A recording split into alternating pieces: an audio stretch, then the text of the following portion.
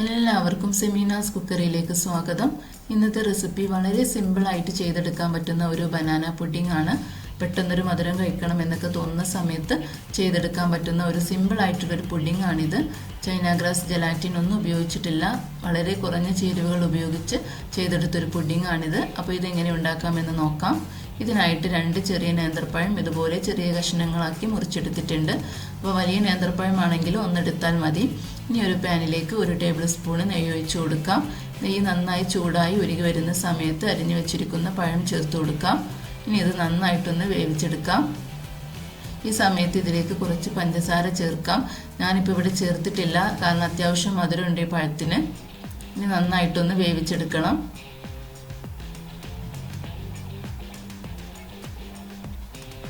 ഇപ്പോൾ പഴം നന്നായി വെന്ത് വന്നിട്ടുണ്ട്. ഞാനിപ്പോൾ ഇതുപോലെയാണ് എടുത്തിട്ടുള്ളത്, നന്നായിട്ട് ഉടച്ചെടുത്തിട്ടില്ല.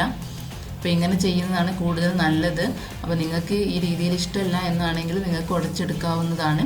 അപ്പോൾ പഴം നന്നായി അത്യാവശ്യം വെന്ത് വന്നിട്ടുണ്ട്. ഈ സമയത്ത് തീ ഓഫ് ചെയ്ത് ഇതൊന്ന് മാറ്റി വെക്കാം.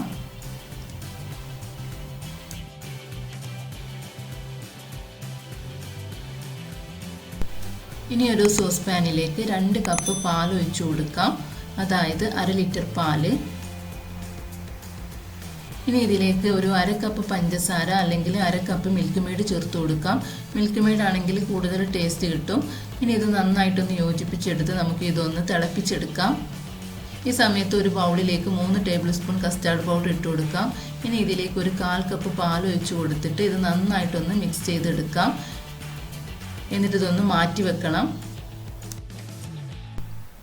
അപ്പോൾ പാലൊക്കെ നന്നായിട്ട് തിളച്ച് വന്നിട്ടുണ്ട്. ഈ സമയത്ത് നമ്മൾ മാറ്റി വെച്ച ആ കസ്റ്റാർഡിൻ്റെ കൂട്ടി ഇതിലേക്ക് ഒഴിച്ചു കൊടുത്ത് പെട്ടെന്ന് തന്നെ ഇളക്കാനായിട്ട് നോക്കണം, അല്ലെങ്കിൽ അടിയിൽ പിടിച്ചു പോകും. കുറഞ്ഞ തീയിലിട്ടിട്ട് നമുക്ക് ഇതൊന്ന് കുറുക്കിയെടുക്കാം. അപ്പോൾ അത് നന്നായിട്ട് കുറുകി വന്നിട്ടുണ്ട്. അപ്പോൾ തീ നന്നായിട്ട് കുറച്ച് വെക്കണം. അപ്പോൾ ഇങ്ങനെ ബബിൾസ് ഒക്കെ വരുന്ന സമയത്ത് തീ നന്നായി കുറച്ച് വെച്ച് 1 മിനിറ്റ് കൂടെ ഒന്ന് വേവിച്ചെടുക്കാം. അപ്പോൾ കസ്റ്റാർഡ് റെഡി ആയിട്ടുണ്ട്. ഇതാണ് ഇതിൻ്റെ പാകം. ഇനി നമുക്ക് തീ ഓഫ് ചെയ്യാം. ഞാനിപ്പോൾ ഇവിടെ ഗ്ലാസ്സിലാണ് പുഡിംഗ് സെറ്റ് ചെയ്യാനായിട്ട് പോകുന്നത്. അപ്പോൾ ഗ്ലാസ്സിലേക്ക് കുറേശ്ശെ കസ്റ്റാർഡ് ഒഴിച്ചു കൊടുക്കാം. ഞാനിപ്പോൾ ഇവിടെ ലെയറായിട്ടാണ് ചെയ്യുന്നത്. അപ്പോൾ നിങ്ങൾക്ക് ഇതേ രീതിയിൽ പുഡിംഗ് ട്രേയിൽ ഒഴിച്ചു കൊടുത്ത് അങ്ങനെ വേണമെങ്കിലും സെറ്റ് ചെയ്തെടുക്കാവുന്നതാണ്. ഇനി നിങ്ങൾക്കിപ്പോൾ ലെയറായിട്ട് വേണ്ട എന്നാണെങ്കിൽ കസ്റ്റാർഡിൻ്റെ കൂട്ടിലോട്ട് ബനാനൻ്റെ കൂട്ടിട്ട് കൊടുത്ത് മിക്സ് ചെയ്ത് അങ്ങനെ വേണമെങ്കിലും സെറ്റ് ചെയ്തെടുക്കാം. അപ്പോൾ ഇതൊക്കെ നമ്മുടെ ഇഷ്ടങ്ങളാണ്, ഇഷ്ടത്തിനനുസരിച്ച് മാറ്റങ്ങൾ വരുത്തി ചെയ്യാവുന്നതാണ്. ഞാനിപ്പോൾ കസ്റ്റാർഡിൻ്റെ മുകളിലോട്ട് ബനാനൻ്റെ കൂട്ടിട്ട് കൊടുക്കുന്നുണ്ട്. ഇനി ഇതിൻ്റെ മുകളിലോട്ട് വീണ്ടും കസ്റ്റാർഡിൻ്റെ കൂട്ട് ഒഴിച്ചു കൊടുക്കാം.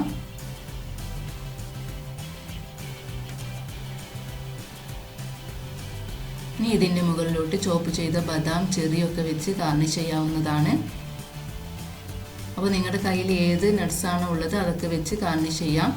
അപ്പോൾ നല്ല ടേസ്റ്റി ആയിട്ടുള്ളൊരു പുഡിങ്ങാണിത്. നമുക്കിത് ചൂടോടെയോ തണുപ്പിച്ചോ ഒക്കെ സെർവ് ചെയ്യാവുന്നതാണ്. ഇനി നിങ്ങൾക്കിപ്പോൾ ഇതൊരു ക്രീമി ആയിട്ടുള്ള പുഡിങ്ങാണ് വേണ്ടത് എന്നുണ്ടെങ്കിൽ നമ്മൾ എടുക്കുന്ന കസ്റ്റാർഡ് പൗഡറിൻ്റെ അളവൊന്ന് കുറച്ച് കൊടുത്താൽ മതി.